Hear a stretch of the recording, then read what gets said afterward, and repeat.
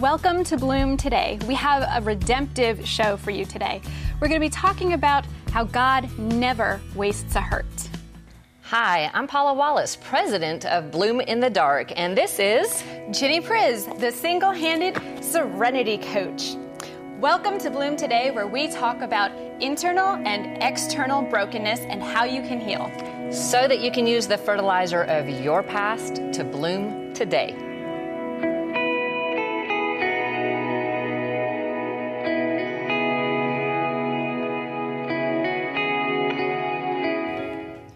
Welcome, everybody.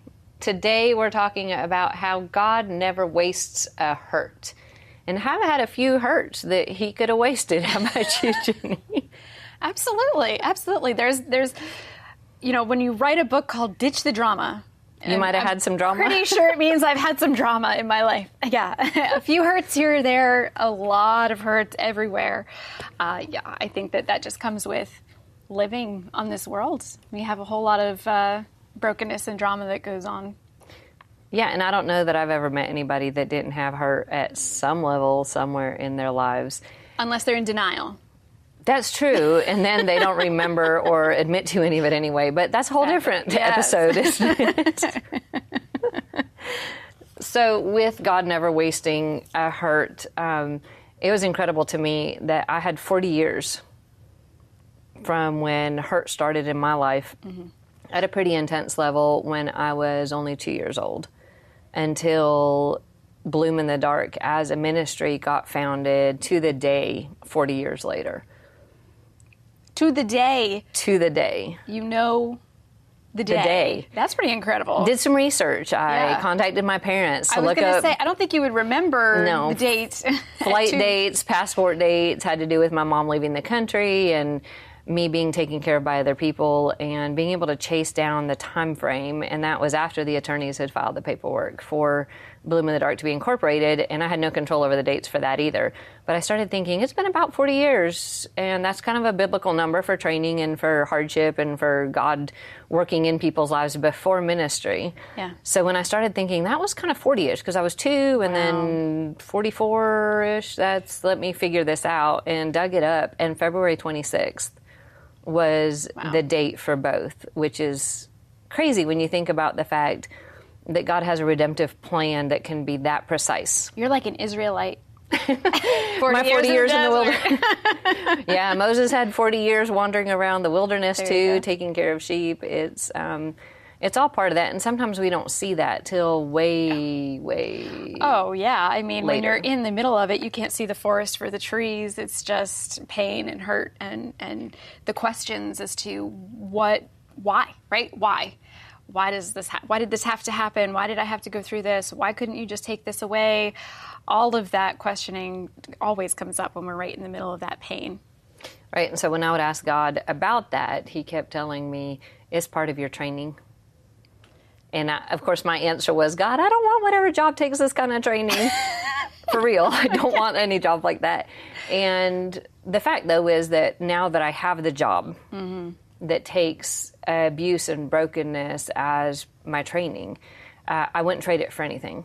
Praise God. Because I not only get to see the redemptive healing in my own life and the miracles He's done and the places He's mended and restored so many things, but I also have an opportunity to watch Him do it in your life and in other people's lives as they find that same hope and healing that's available to all of us. Absolutely. In that relationship with Christ. And so, I mean, our first instinct is to sit in that place of hopelessness and self-pity and figure out what...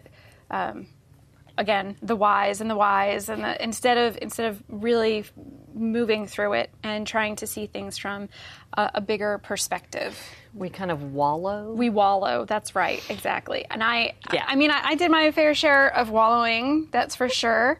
And I noticed what tended to get me out of the wallowing, especially after I had my DUI and I was in this completely broken, lost place where all of my identity at that point had just come crumbling down around me.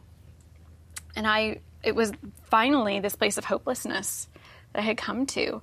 But what got me out of that was thinking if I could help just one person with this, and all of a sudden my perspective started to change, where it would be worth it if I could help someone out of this. And then it was a process of, okay, I have to heal, because the only way for this to be worth it and for it to be redeemed is if God can use it with someone else. So that way we don't have to keep being just mad about it or hurt about it. We can start seeing that there's maybe an ultimate good that can come out of it. Absolutely. That God does. Because I know Satan just wants us to be mad at God. Why did you allow it? Why did this happen to me? It's not fair.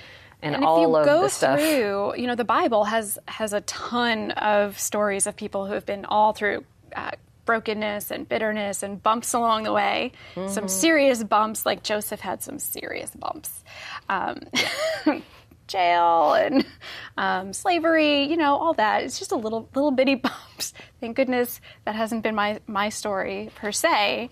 But what I really love is that God used all of that as his preparation, very similar to how he used your preparation.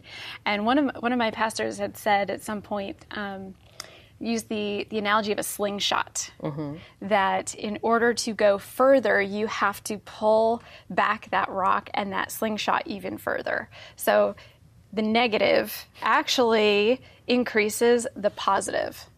Isn't that interesting? Every action has an equal and opposite reaction. That's my science background. Physics. This is physics in the kitchen, no less.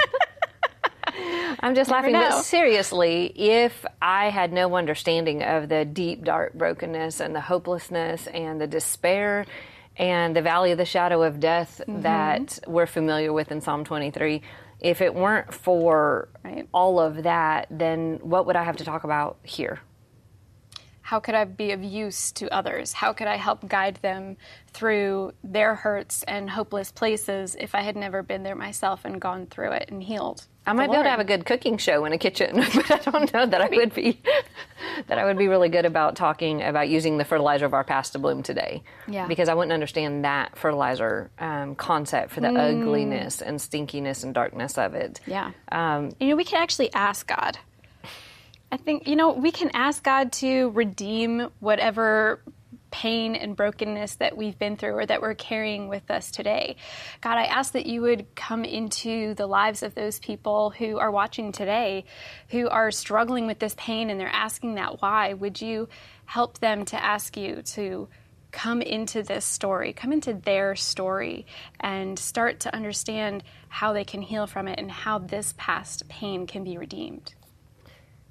And that's a great point for why it's worth fighting Satan on staying stuck in that victim or damaged place, and to actually start working toward healing is the fact that God can bring in healing and then Satan doesn't win. But redemption from the past is a great starting point. Yeah. If that's all that came out of the healing process, that would be worth it. That he redeemed the past. That he redeemed the past and used it for good. That in and of itself would be worth it. And he tells us that he uses the pain as a catalyst to healing. Like if you get hurt somewhere, if you don't feel it, you don't know to go put a Band-Aid on it or put, medicine or something on it to get it help for healing. Sure. Pain. Or get yourself to the ER if you need to. That's so true. And I've been to the ER a few times. We don't realize that we need help, that something's really wrong with us many times until we have the pain. And so recognizing that the pain can be a catalyst to healing rather than the end of our story, even though it feels like a rock bottom, which I've referenced in one of the stories in Bloom in the Dark as laced with razor blades. Oh, it can be pretty painful. Yeah. But recognizing that in 2 Corinthians 12:10, it says, "For the sake of Christ, then, I am content with weakness, insults, hardships, persecutions, and calamities. For when I am weak, then I am strong." Because in Christ's strength, we learn a whole different version of strength and resiliency and healing and capacity, because in my most broken place, I had nothing left. And Christ still stepped into that place. And he filled that. He created the life and the capacity to keep moving and to heal moving forward. So, yeah, out of my desperation and darkness, I got a whole lot closer to him. As did I in my own desperation. Not in your desperation, but in my desperation, I absolutely I didn't know you in the worst of my desperation. And I didn't know you in the worst of mine. But isn't it interesting how God works? We know the same God because he uses the same tools. He brings us along. And we don't have to sit in that place where we were. That we can heal, we can move forward and say, you know what? I am not going to listen to the voice of the enemy. I am not staying in that hopeless place. This doesn't mean that I'm broken forever. This means I can be an ex-victim. My shirt, yay! Means been there, done that, got the T-shirt. Amen, amen. Been there. And we're not going to stay there. No, we're not staying in that brokenness. Yeah. But it does take admitting to be a victim sometimes and admitting the brokenness before we can get out of it and become an ex. Right. You know, it's hard to become an ex-wife if you've never been a wife. It's hard to be an ex-victim if you've never been a victim. Absolutely. So healing from that and then being empowered to walk in God's plan for your life. Yes.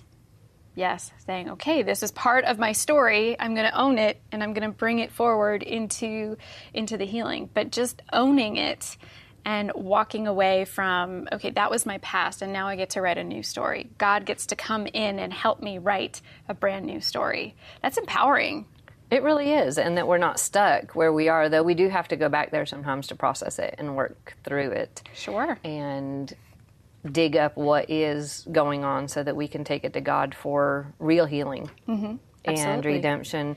In 2 Corinthians 1:5, it says, just as we share abundantly in the sufferings of Christ, so also our comfort abounds through Christ. Back to Christ. Relationship with him is the only thing that will actually get you to be able to admit the brokenness, to be able to start healing, to be able to become an ex-victim, which gets us to a place that we can start sharing that hope with others. Yes, because if we don't have it for ourselves, we can't share it with others. So we need it from him first so that then we can communicate it and bring it forward, which has been amazing. There was a definite clear point in my journey where God said, I'm so happy that you're here and that you are enjoying this freedom. Now it's time to give it away. This isn't just for you to absorb and keep absorbing and keep absorbing. It's to pour out as well. And that was a mind shift that I had to make. I really liked my nice cocoon. Yeah, I wanted to heal so that I could be healed. Right. To make my life better, to help improve how I felt, how I went through the day. And yeah, he was definitely not about just leaving my healing for me. Right.